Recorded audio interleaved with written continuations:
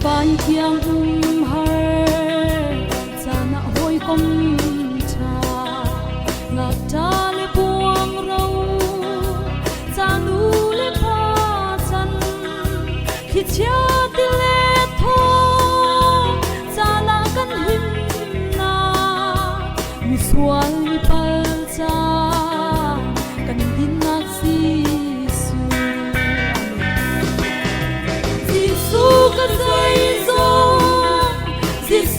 ka say song ka tak sa le thin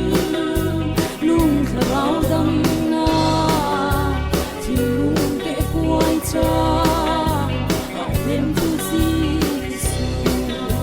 mong tan trun sa na ka roi si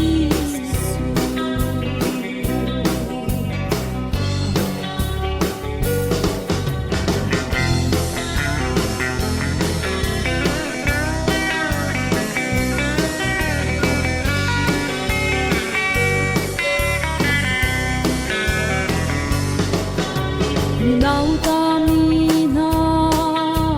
trôi sang tu Giêsu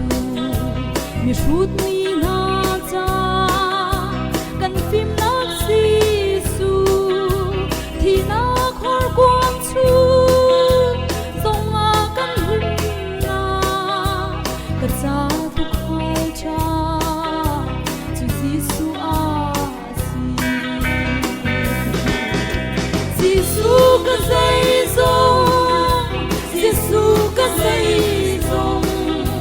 ka tak sa le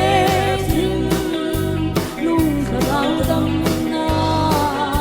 thin lung ke koi sa a hem tu Giêsu mong tan kun sa ra ka roi Giêsu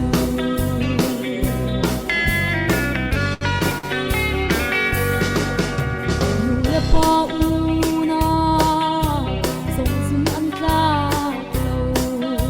ka cha sumok la chu Giêsu a si nu le va man hi mi khi luan ter tu lung lom na king chu Giêsu khi a si amen Giêsu ka say song Giêsu ka say song ka tak sa le thin lung kharau dam na thin lung ke kuai cha a hem tu Giêsu mong tan kun sa na ka roi Giêsu Giêsu ka say song Giêsu ka say song ka tak sa le